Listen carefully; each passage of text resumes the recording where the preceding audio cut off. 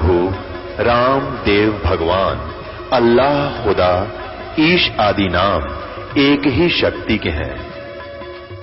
वो कैसा है, कहां है, कैसे मिलता है, किसने देखा है? ये प्रश्नवाचक चिन्ह पूर्ण रूप से हटाने के लिए अवश्य सुनिए जगत गुरु तत्वदर्शी संत रामपाल जी महाराज के अमृत वचन, सर्व पवित्र धर्मों के पवित्र शास्त्रों के आधार पर। एक बार गोरखनाथ और कबीर परमेश्वर की चर्चा होगी। गोरखनाथ जी पुण्यात्मा, ये जो सिद्ध पुरुष हैं, जो जिनको हम मोक्ष प्राप्त मानते हैं, ये मोक्ष प्राप्त नहीं है। इनको इन चार मुक्तियों में से एक प्राप्त हो जाती है। और कुछ एक ऐसे होते हैं कि वो पितरलोक में विराजमान है, वहाँ से जब चाहें यहाँ आ जाते हैं, अन्य रूप बनाकर कोई पहचान नहीं सकता। स्वामी रामानंद जी का बहुत बड़ा बोलबाला था और वैष्णव परंपरा के वो प्रचारक थे। विष्णु जी का प्रचार घना हो गया तो ये नाथों को चिंता होगी जो शिव जी के उपासक है तमोगुण के। तो ये गोरखनाथ भी शिव जी का उपासक था, तो इसने आकर के रामानंद जी के साथ गोष्ठी करने की ठान ली। अब उनको ये नहीं मालूम था ये गोरखनाथ जी है, एक सिद्ध हैं, बहुत बड़े आए हैं, रामानंद जी से चर्चा करेंगे। रामानंद जी घबरा गए कि इन सिद्धों के पास जंतर मंत्र सिद्धियाँ होती हैं और ये सिद्धि दिखा देगा, सब मुझे फेल कर देगा, लोग ताड़ी बजा देंगे, अरे बात गई काम थे। तो चिंतित हो गए।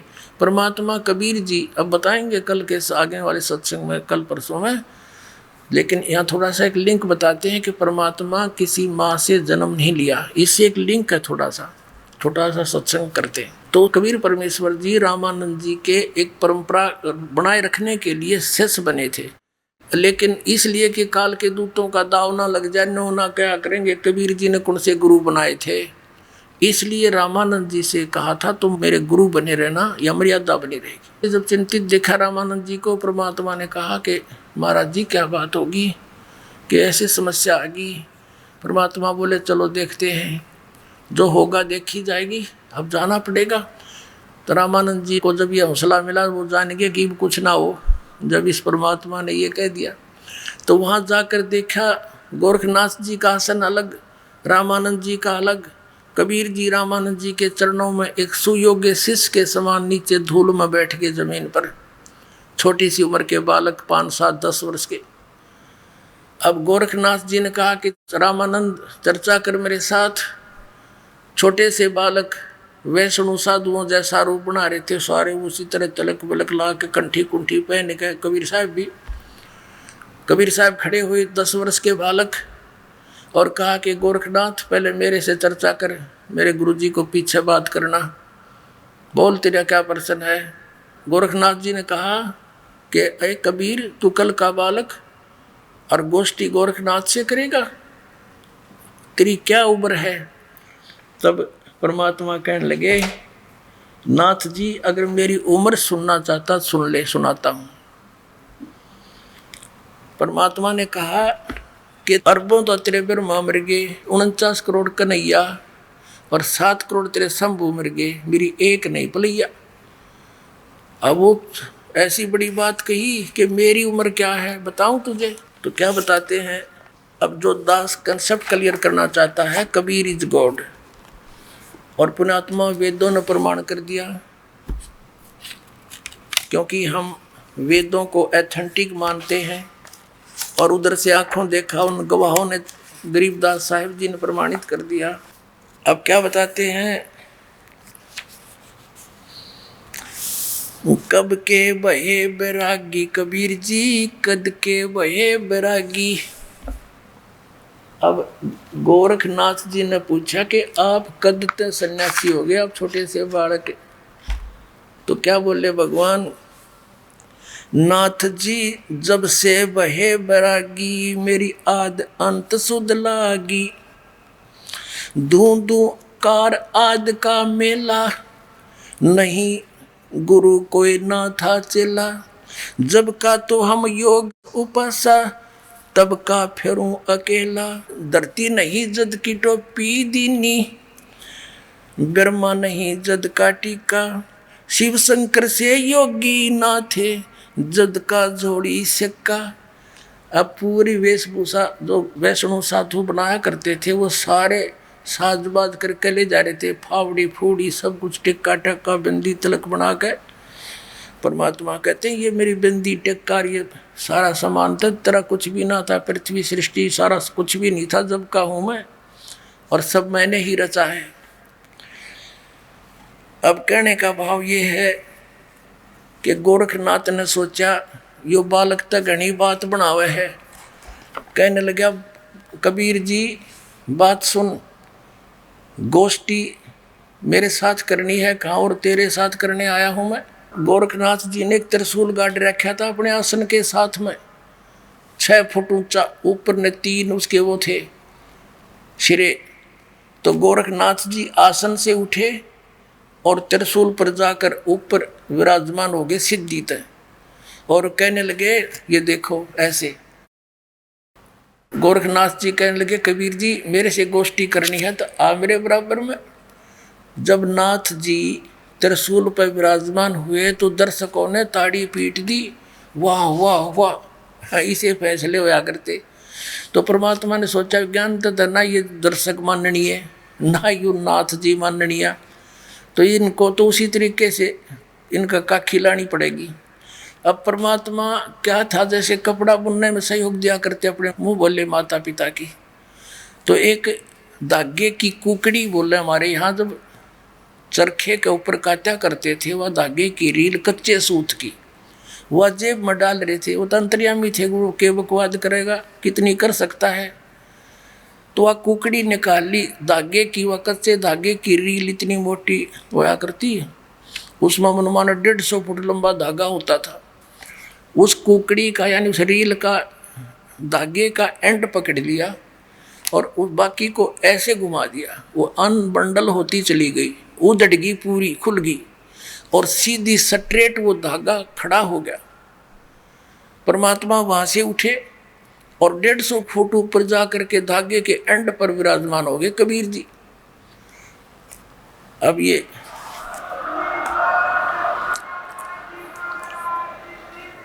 अब सामने आपने चित्र में देखा परमात्मा धागे पर बैठे हैं, लेकिन ये फोटो में इतना ऊंचाई नहीं दिखाई जा सकी।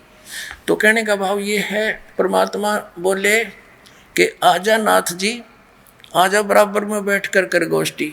पुणात्मा ये नहीं था कि गोरखनाथ जी नहीं जा सकते थे इतने ऊंचे, लेकिन सिद्धि क्या चीज है।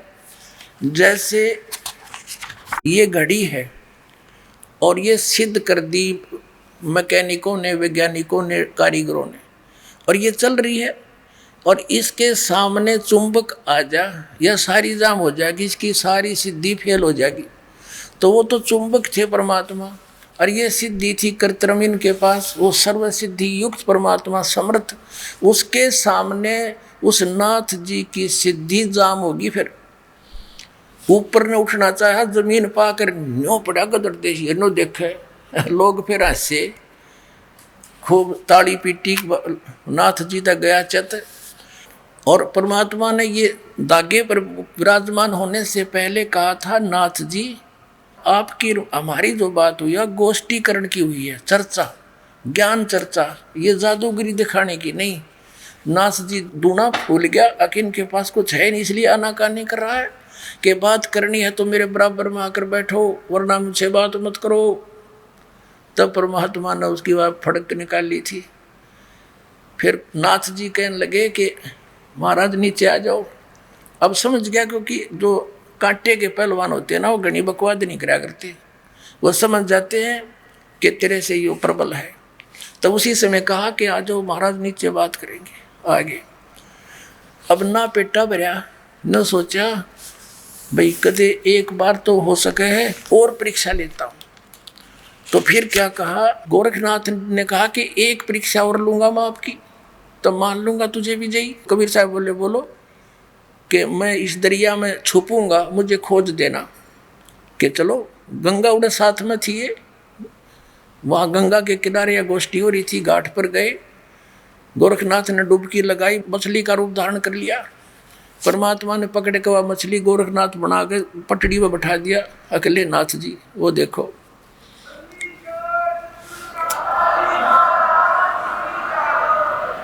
अब नाथ जी बिग्गी बिल्ली होकर बैठ गया। तब गोरखनाथ ने पूछा, हे परमात्मा आप कौन हो, कहाँ से आए हो? तब मालिक बताने लगे, अवधू अवगत से चल आए, मेरा कोई भेद मर्म ना पाया। अविगत से, जो जिस स्थान से कोई परिचित नहीं, सतलोक से चल कर आया हूँ, प्रोक्त स्थान से, उस धूलोक से चल कर आया हूँ मैं। अवधू अवगत से चल आया, मेरा कोई भेद मर्म ना पाया।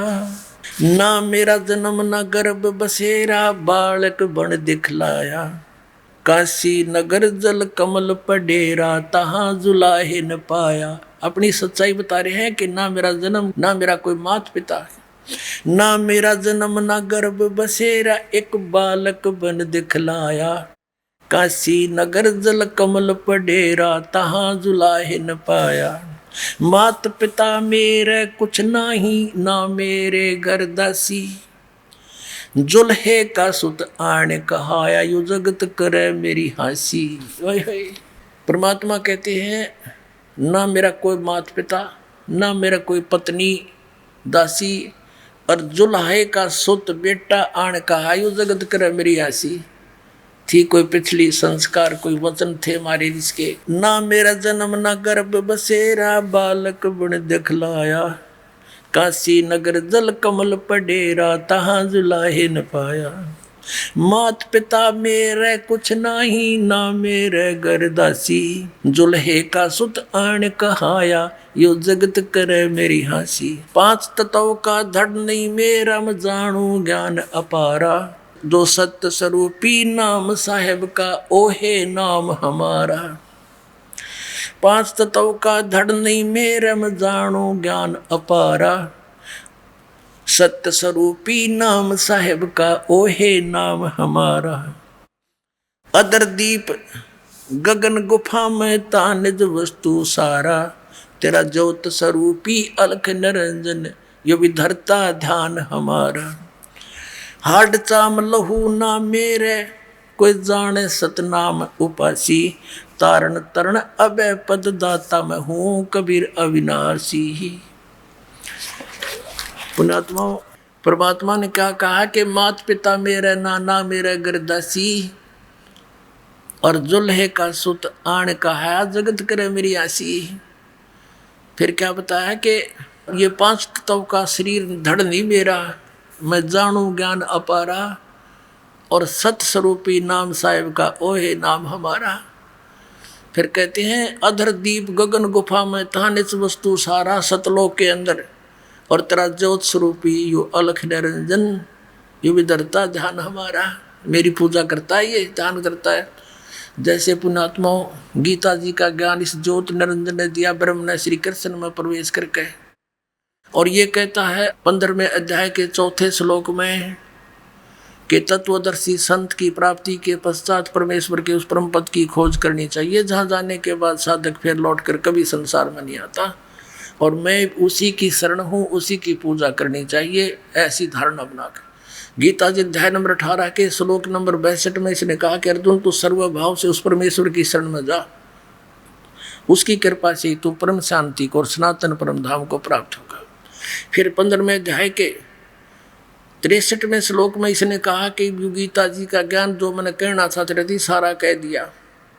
मेरी शरण में आना है तो युद्ध करना ही पड़ेगा, उसकी शरण में जाना है, परम शांति पानी है तो तत्वदर्शी संतों की खोज कर ले, वो तुझे जैसे बताएं वैसे कर। फिर 18वें अध्याय के 63वें श्लोक में कहा कि गुप्त से गुप्त ज्ञान तुझे गीता जी का ज्ञान मैंने बता दिया, अब तू कर जैसा तेरी समझ में आवे। 18वें अध्याय के 64वें श्लोक में कहा कि अर्जुन एक और गुप्त से गुप्त ज्ञान बताता हूँ, ये वही परमात्मा जिसके विषय में 18वें अध्याय के 62वें श्लोक में कहा है, वो मेरा भी पूज्य देव है, मैं भी उसकी साधना करता हूँ।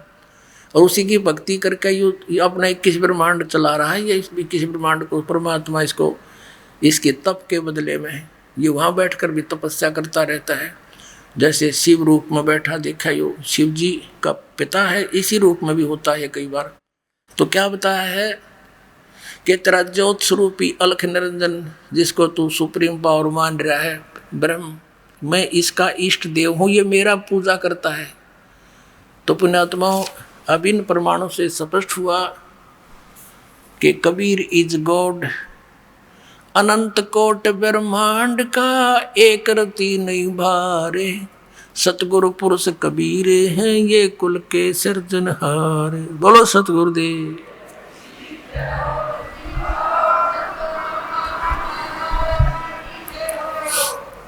सतगुरुदेव की जय। बंदी छोड़ कबीर परमेश्वर जी की जय। बंदी छोड़ गरीबदास जी महाराज जी की जय। स्वामी राम देवानंद जी गुरु महाराज जी की जय।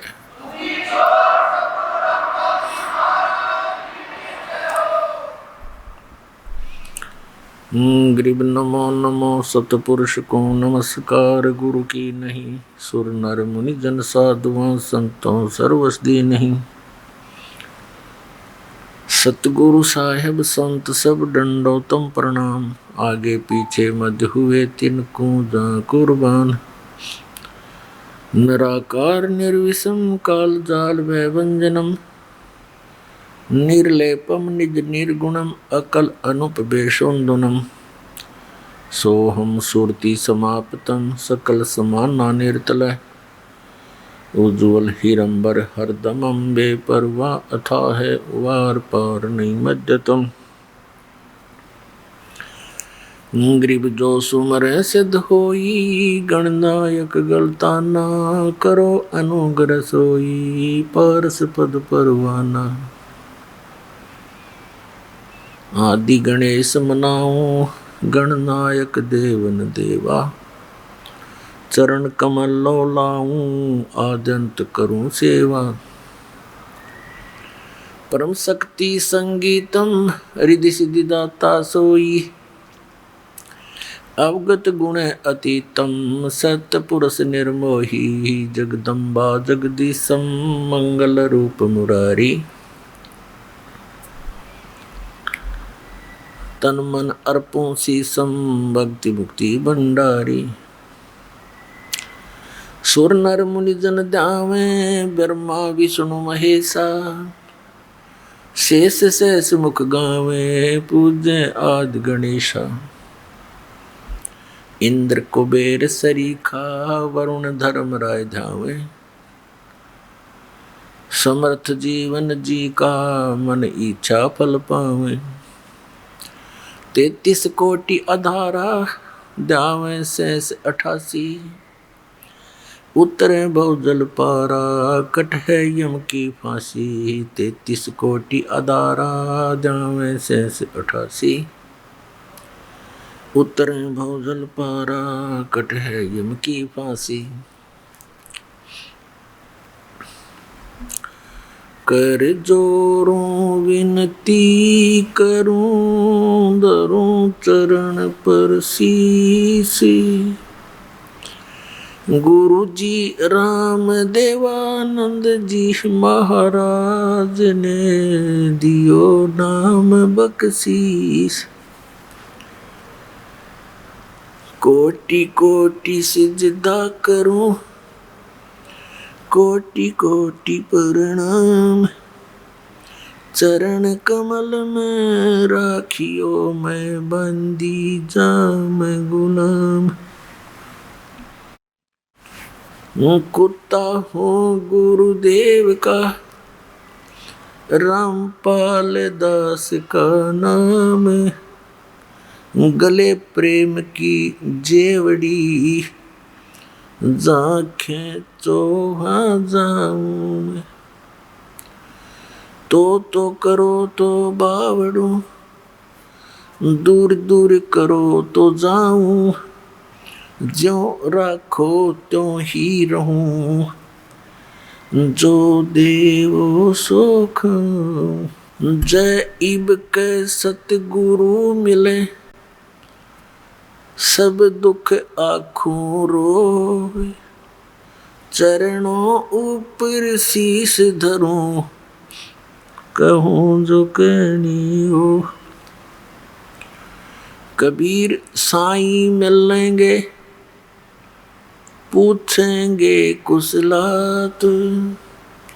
आदि अंत की सब कहूँ, अपने दिल की बात।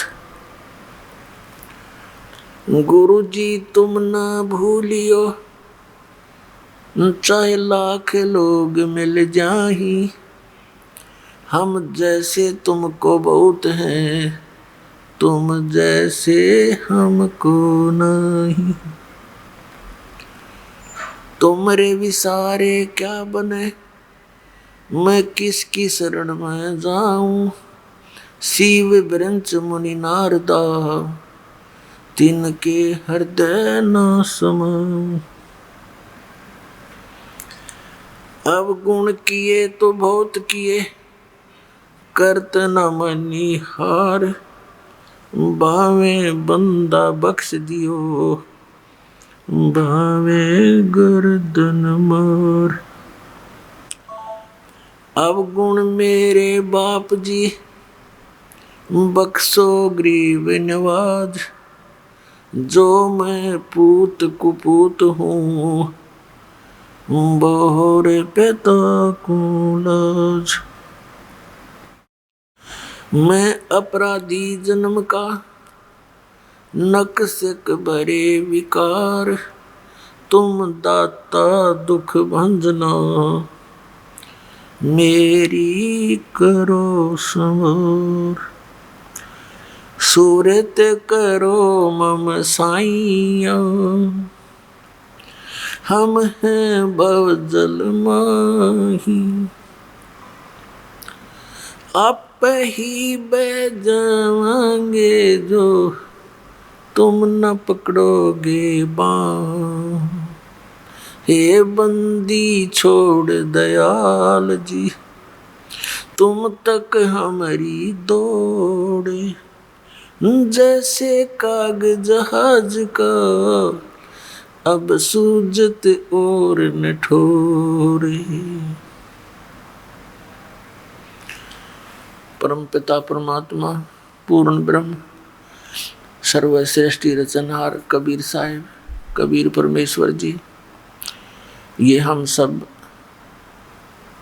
आत्माओं के जनक हैं। ये हमारे कुल मालिक हैं, ये हमारे हमदर्द हैं, ये हमारे लिए भटक रहे। पुण्यात्माओं, हमने एक बहुत भयंकर भूल कर रखी है, जिसके परिणाम स्वरूप हम यहाँ इस गंदे लोक में दुख पा रहे हैं।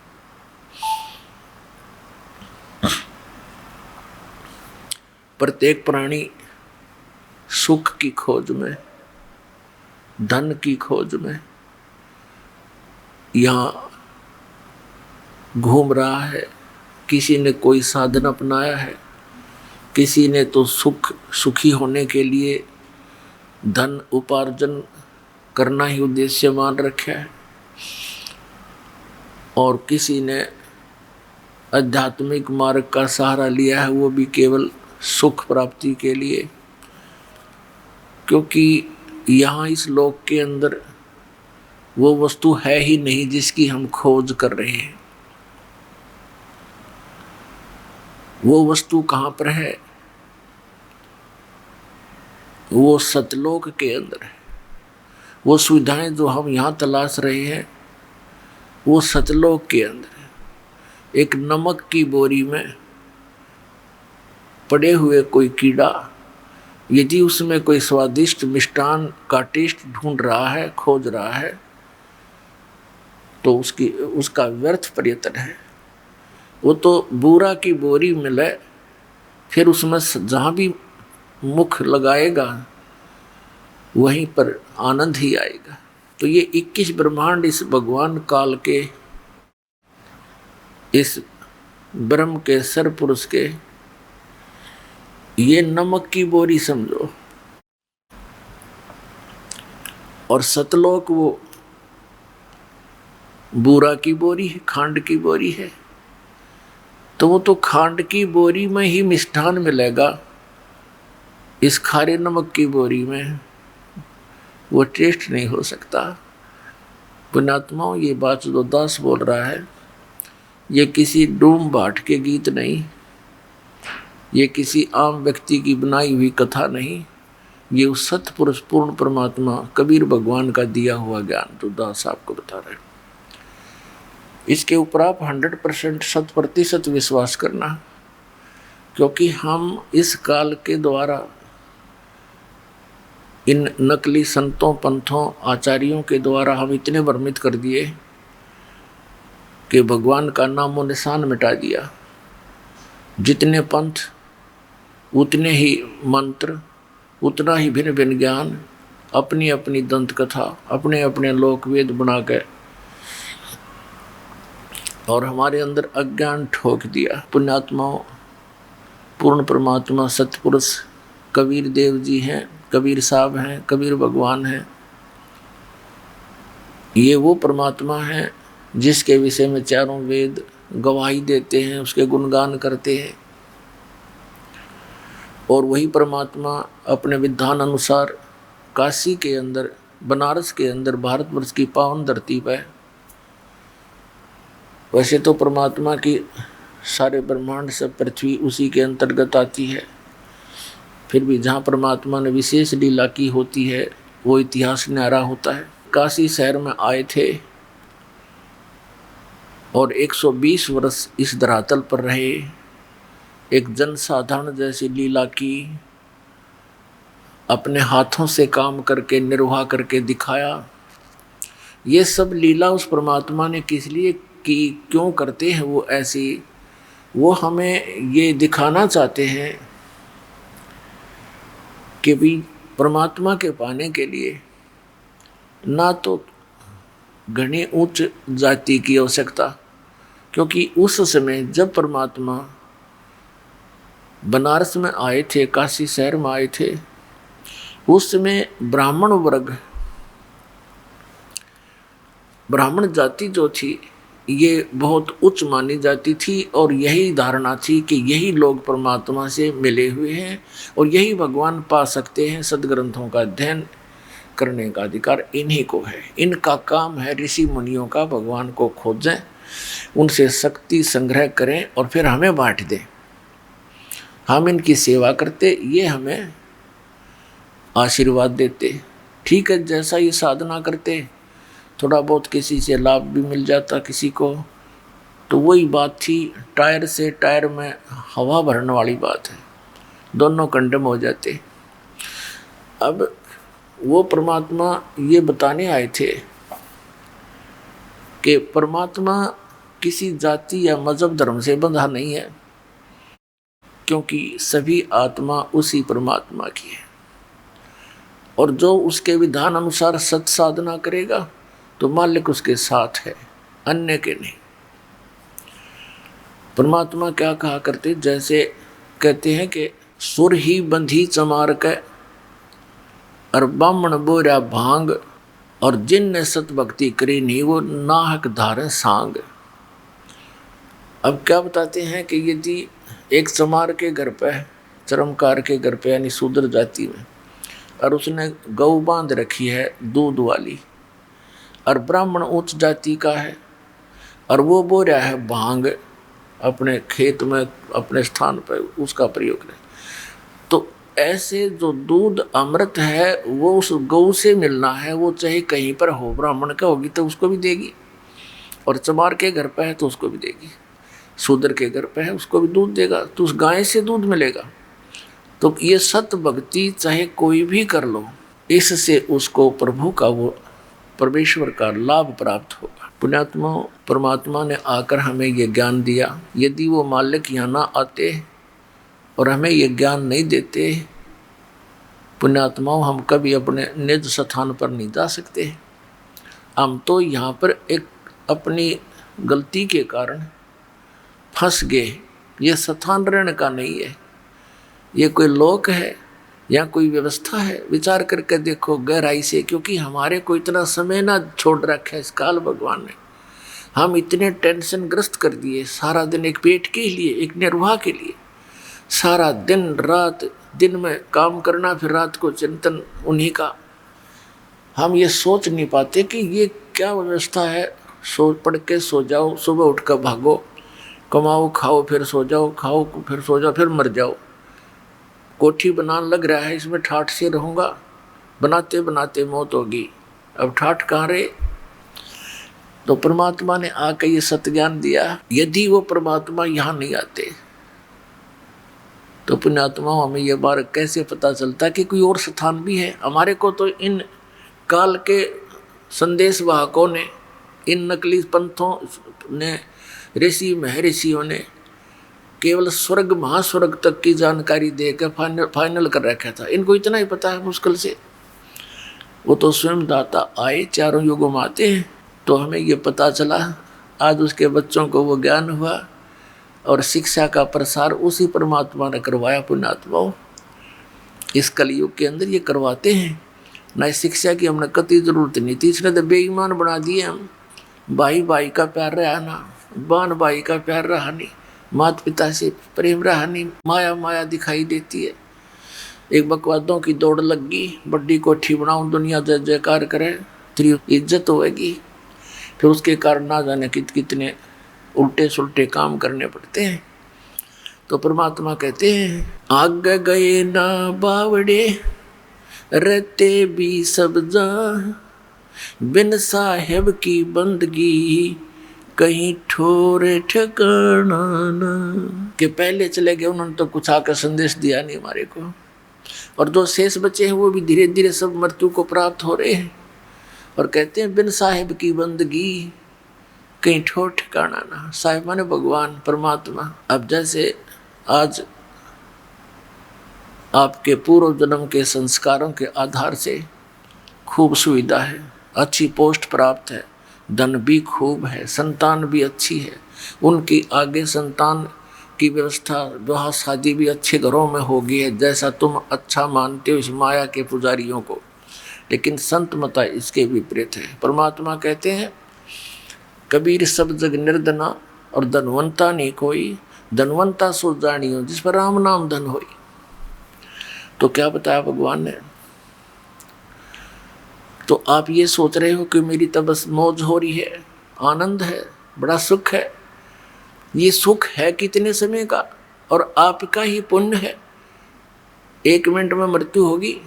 चलो फिर कहा, यदि पुण्य अच्छे हैं तो स्वर्ग में, स्वर्ग में जब समय, स्वर्ग का समय जब पूरा होगा। ये स्वर्ग क्या है? ये एक रेस्टोरेंट है। स्वर्ग एक रेस्टोरेंट समझो। ये प्रत्येक शहर में होते हैं सुप्रसिद्ध रेस्टोरेंट। एक कॉमन रेस्टोरेंट है, स्वर्ग है, जिसका राजा इंद्र होता है। और एक प्रत्येक इन देवताओं के लोक में भी स्वर्ग है। जैसे विष्णु जी के लोक में अलग से एक स्वर्ग यानी रेस्टोरेंट है, ब्रह्मा जी के लोक में एक अलग से रेस्टोरेंट यानी स्वर्ग है।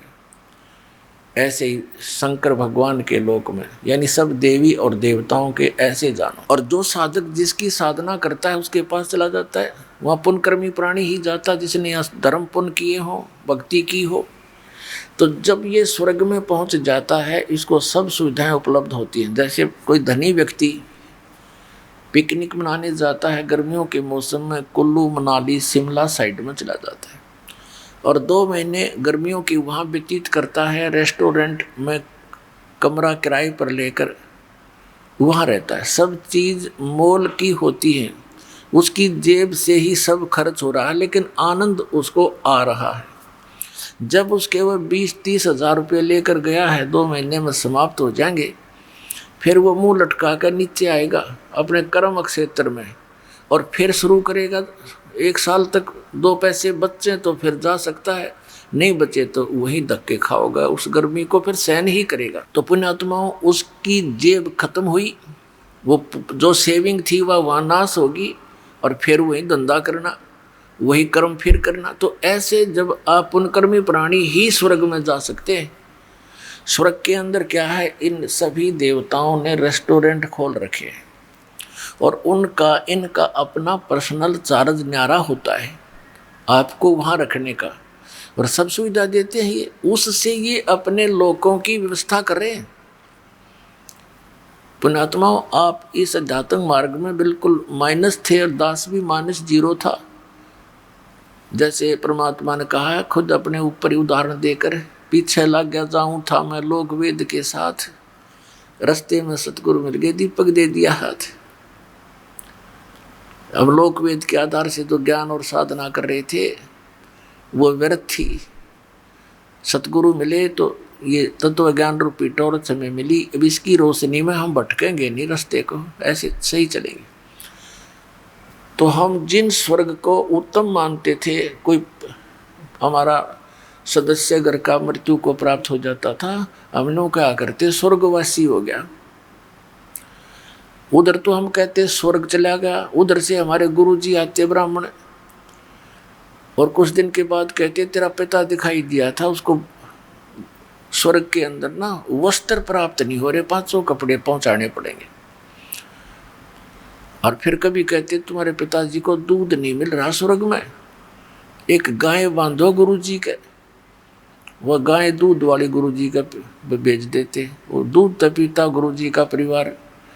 और पुण्य एक विचार करने की बात थी, जिसको तुम स्वर्ग कहो और उसमें दूध और कपड़े को ना तरह के जो फिर खाक स्वर्ग से उतरा। पहले तो स्वर्ग तक ये जाने ना देते, भूत बनवा के छोड़ने, साधना गलत करवा के, और फिर छोटा मोटा कोई पुण्य किया हुआ स्वर्ग में चले गए तो वहाँ पूंजी बर्बाद हुई, फिर नरक में। अब स्वर्ग का समय पूरा होते ही फिर वहाँ से कहेंगे चलो बाई फोर्स, जैसे यहाँ जबरदस्ती आपकी मृत्यु होती है, ऐसे स्वर्ग के देवताओं की बाई फोर्स मृत्यु होती है ऑटोमेटिकली। और फिर तुरंत कहो चलो नरक में। अब नरक का समय पूरा होते ही फिर कहेंगे चलो गधा बनो। गधे की योनि का समय पूरा होते ही फिर चलो कुत्ता बनो। कुत्ते की योनि पूरा होती है फिर चलो सूअर बनो, और फिर मनुष्य बनो। फिर मृत्यु होगी फिर चलो, या चलो तो भाई सतलोक में मिटेगी, यहाँ तो यूं रहेगी।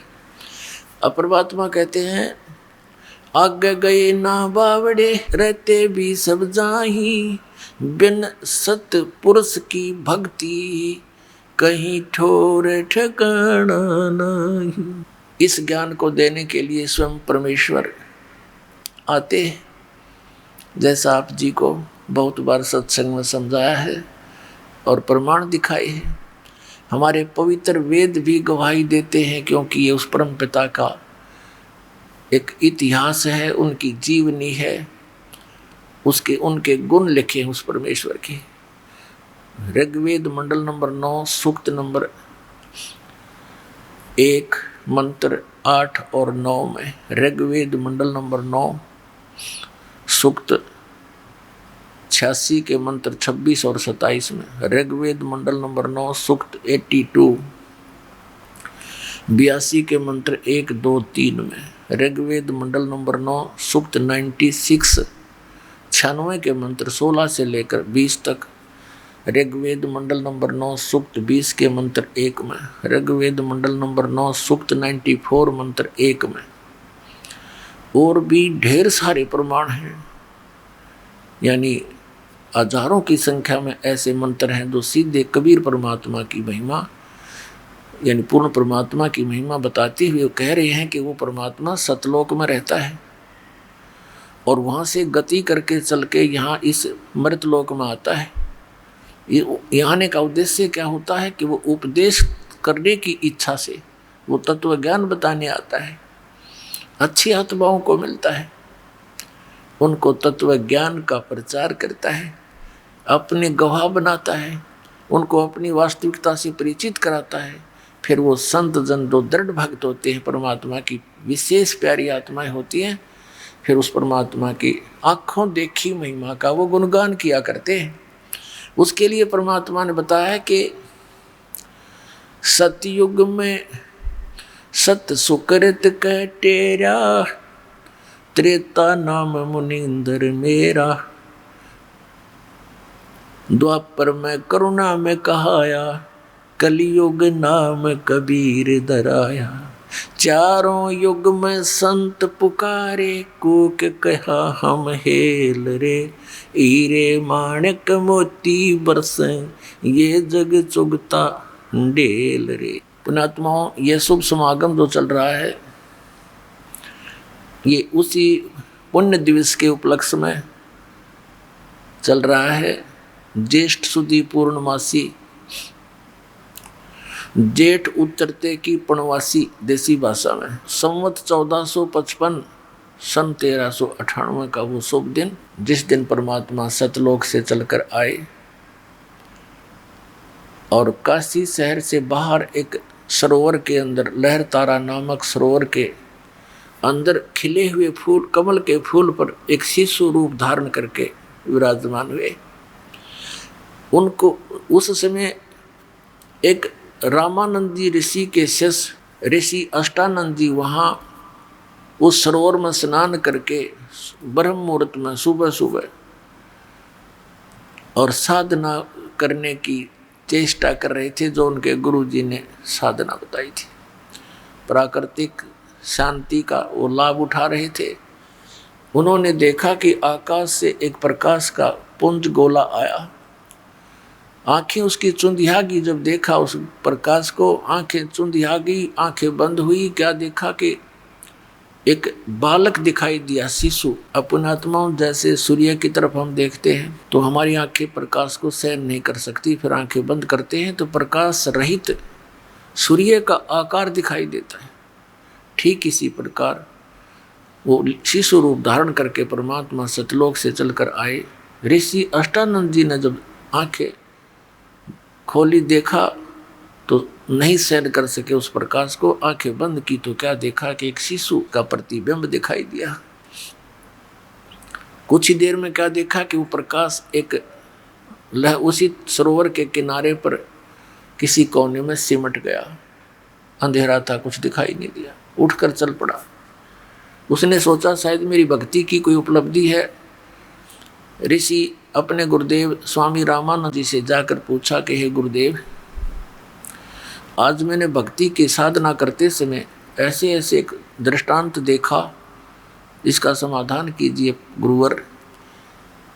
आकाश से एक प्रकाश का गोला आता नजर आया। आंखें बंद होगी, उसको सहन नहीं कर सकी। फिर आंखों में प्रतिबिंब क्या देखा कि प्रकाश रहित एक बालक दिखाई दिया। ये कोई मेरी भक्ति की उपलब्धि है ऋषिवर, या कोई मेरी भ्रम है? तब ऋषि जी ने जैसा ज्ञान था बताया कि जब ऊपर के लोकों से अवतार यहाँ कोई लीला करने वास्ते आते हैं तो ऐसे तारे से टूटा करते हैं, और वो किसी माँ के गर्भ में जन्म लेगा, कुछ ही दिनों में यहाँ लीला करेगा। अब उसने इतना ही ज्ञान था क्योंकि इनके भगवान माँ से जन्म लेकर यहाँ के भगवान कहलाते हैं। लेकिन ना सतगुरु जननी जने उनके माना बाप, पिंड ब्रह्मांड से रहित हैं जहाँ न तीनों ताप। और परमात्मा भी कहते हैं खुद, मात पिता मेरे नहीं ना मेरे घर दासी, जुल्हे का सुत आण कहाया जगत करे मेरी आसी।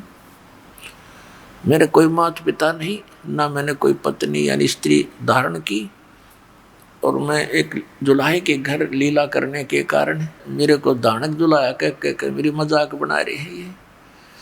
तो पुण्यात्माओं, वो परमात्मा स्वयं इस दिन ज्येष्ठ सुदी पूर्णमासी को एक शिशु रूप धारण करके आए, और उस शुभ दिन के उपलक्ष्य में उस परमात्मा की महिमा बताने के लिए ये एक विशेष 5 दिवसीय समागम शुरू किया गया। धन भाग है आपके, धन्य आपके माता पिता जिनसे जन्म हुआ। आपको ऐसे समय में इस प्राइम टाइम के अंदर मनुष्य जीवन और ये तत्व ज्ञान का भंडार खुलवा दिया इस दास के द्वारा परम पिता परमात्मा ने।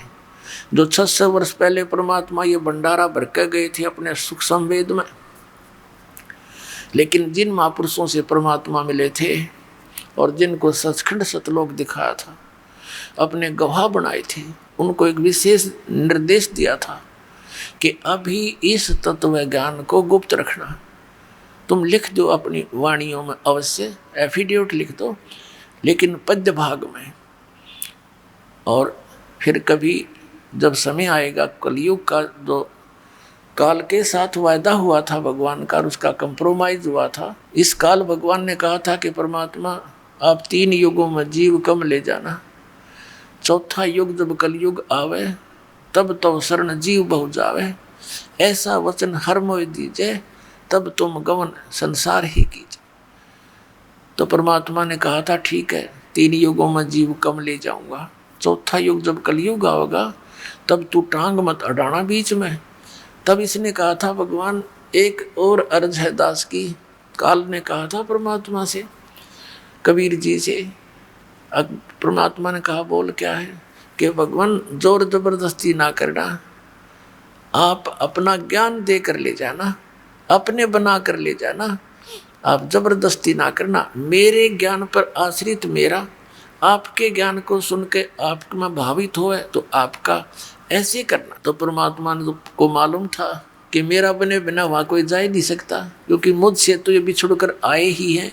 जब तक जिस आस्था से आप इस काल के साथ यहाँ आए हो, डटे नहीं डटे वहाँ पर, तो ऐसी ही श्रद्धा आपकी इस ज्ञान से और इस भक्ति के प्रेशर से आपकी इतनी आस्था बन जाएगी, इस विश्व में आपको कबीर परमेश्वर के अतिरिक्त कोई और भगवान दिखाई नहीं देगा पूरे विश्व में। ये देख लेना एक दिन आएगा। और परमात्मा है भी नहीं, हम तो अपने बाल बुद्धि के कारण जिस भी संत पंथ ने जैसा हमें ज्ञान दिया हमने मान लिया कि गुरुजी हैं, ये बड़े पहुँचे हुए हैं, ये दुर्ग के धनी आए हुए हैं, परम धनी है। और उनको कख नहीं पता था, इस परम धनियों को ना न सतलोक का पता, ना सचखंड का पता, ना सतनाम के बारे में जानकारी, क्योंकि परमात्मा ने कह दिया था धर्मदास मेरी लाख दुहाई, और ये मूल ज्ञान की दबार ना जाई।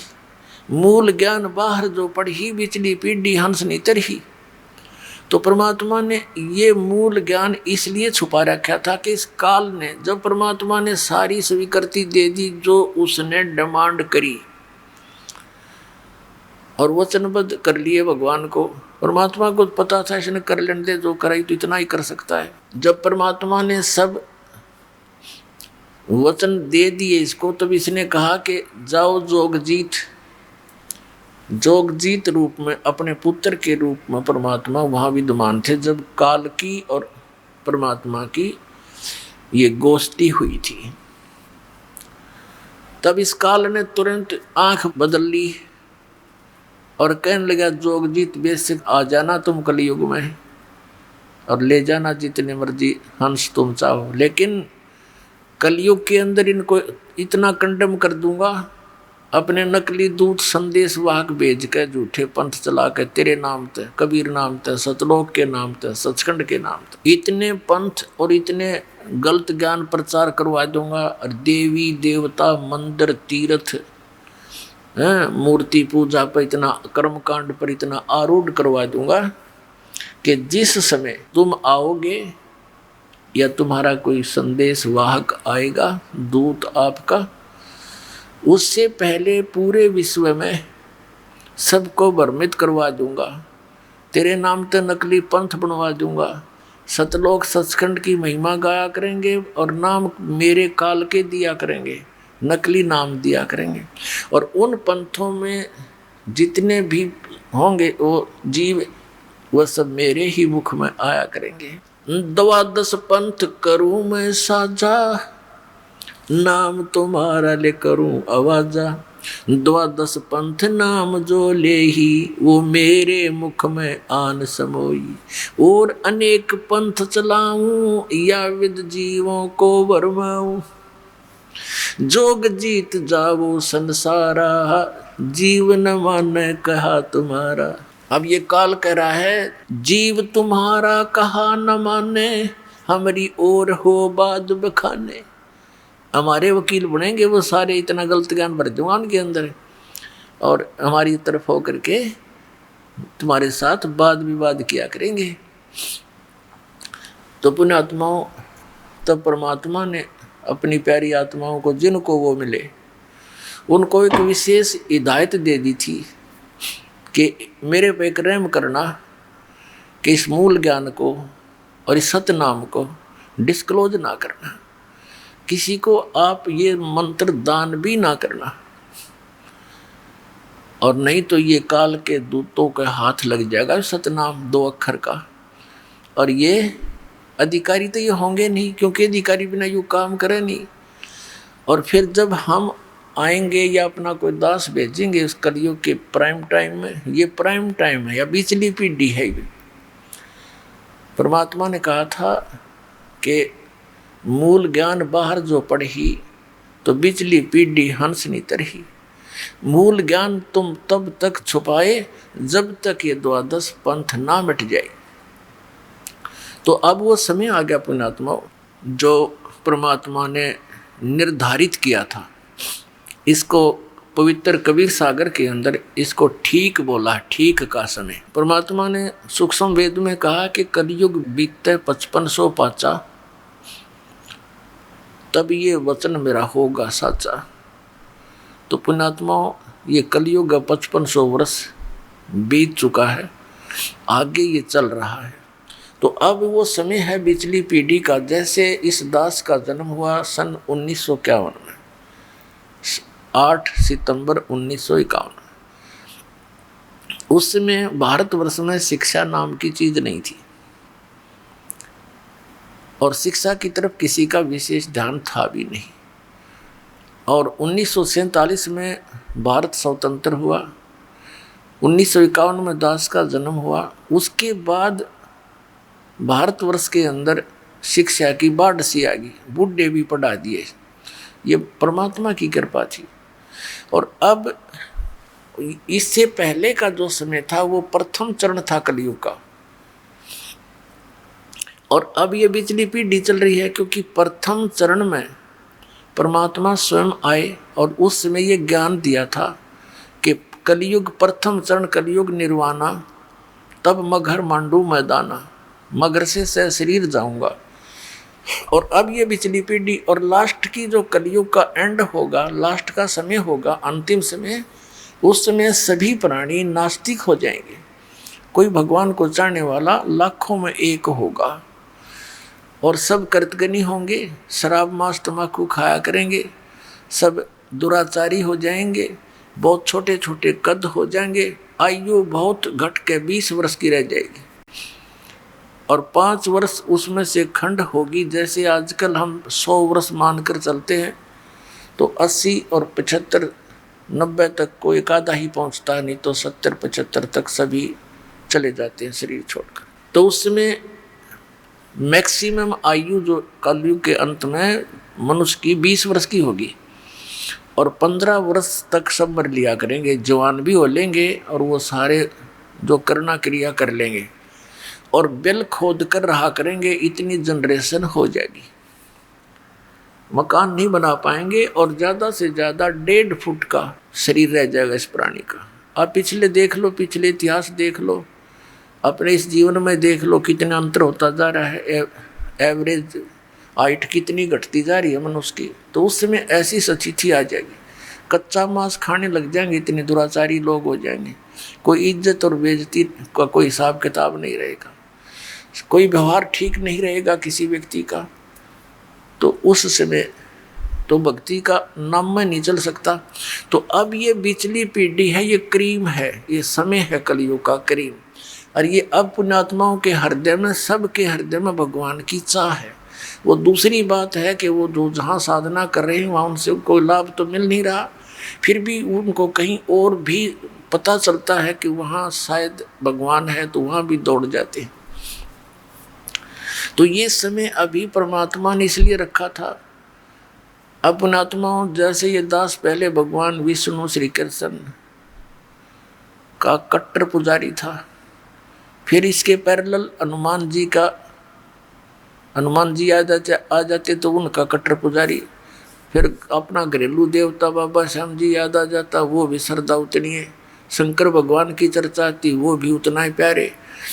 ये जो साधनाएं हम कर रहे थे और हमें कोई अपने संस्कार प्रारब्धवश लाभ हो रहे थे, तो हम ये सोचा करते ये भगवान ना निठाट कर रखे, अब इनका इतिहास देखे, इनकी जीवनी देखी कि ये तो खुद कहते हैं हम ना तो किसी ने लाभ दे सकते ना किसी को हानि कर सकते। हानि तो यूँ नहीं कर सकते, ये देवता अच्छी आत्मा है, और लाभ देने का इनकी पावर नहीं, तो ये तो न्यूट्रल है। इनको हम सब समर्थ मान रहे थे। यह गलती हमारे गुरुओं की थी, इन शंकराचार्यों और आचार्यों की थी। इन्होंने ब्रह्मा विष्णु महेश जी को सुप्रीम पावर बता रखा, और इस काल भगवान को ही ये नारायण और कहते वो परमात्मा है, परब्रह्म परमात्मा, इसको परब्रह्म परमात्मा कहा करते। और इसके अवतार ये राम और कृष्ण विष्णु को मानते हैं, और लास्ट में घुमा फिरा कर श्री राम श्री कृष्ण और शंकर भगवान को सुप्रीम पावर इन्हीं की पूजा पर दृढ़ करते थे। तो ये इनकी जो पूजाएं थी हम कर रहे थे, लेकिन इन्होंने कहीं नहीं लिखा कि हमारी पूजा करो। हनुमान जी ने कहाँ लिखा कि मेरी भक्ति करो, हम खाम का पीछे लग रहे थे उसका। वो तो भगत आदमी था और वो खुद भक्ति करता था। कोई भक्त है आप बुद्धिमान शिष्ट और उसकी कोई और पूजा करे माथा टेके, उन्होंने कहा ना भाई, बुद्धिमान तो ये कहेगा ना भाई गुरु जी से नाम ले, मेरा इतना ब्योत नहीं है, मैं भी भक्ति कर और तू भी कर, उन्हीं से उपदेश ले। तो ऐसे ही हनुमान जी की जो टेंडेंसी थी ऐसे ही थी। और हम क्या, हमारी तो एक वो भाव बना हुआ है इस काल प्रेरणा से, जैसे कोई हीरो है, वो अपने रोजी रोटी के लिए तो उछल कूद चटक मटक कर रहा है, और हम उसने चाहे वाह भाई मेरा तो फेवरेट है, यू फेवरेट हीरो है, टट्टू तेरा फेवरेट बता के देगा तो नहीं। तो नो इस हनुमान के पीछे लाग दिया, पहलवान था, पहाड़ उठा लिया, अच्छे गढ़ दिए हुए, लंका फूक दी, हम इस पर प्रभावित हो गए। अब कहने का भाव दास का ये नहीं है कि ये कोई बुरे व्यक्ति थे या बुरे भगत थे, नहीं, ये नेक आत्मा थी, लेकिन पूज्य नहीं थे, आदरणीय है। अब जो प्रसंग चल रहा है उसी पर आते हैं कि परमात्मा इस तत्व ज्ञान को देने के लिए स्वयं ही इस धरातल पर आते हैं और अपनी अच्छी आत्माओं को मिलते हैं, उनको तत्व ज्ञान से परिचित कराते हैं। तो यहाँ अब ये कलयुग का जो समय आ गया है, ये पीक टाइम है, ये प्राइम टाइम है, या बिचली पीटी है। और परमात्मा ने कहा था धर्मदास मेरी लाख दुहाई, ये सार शब्द की तबार ना जाई। सार शब्द एक तो मूल ज्ञान है, ये मूल ज्ञान जो दास आपको बता रहा है ये तत्व ज्ञान है, दिया हुआ कबीर भगवान का। दास तो एक है ये टेप रिकॉर्डर, और उसका भेजा हुआ दास है, उसका कुत्ता है। आप उसके बच्चे हो, आप धनी हो, आप धनियों की हानि हो रही है, चोर लगे हुए हैं, क्योंकि आप सतभक्ति ना करके नकलियाँ का फंसे हुए हो। इसलिए आपको भौंक भौंक कर जगा रहा है कि संभलो, जागो, तुम्हारी चोरी हो रही है, तुम्हारा अनमोल धन नष्ट हो रहा है।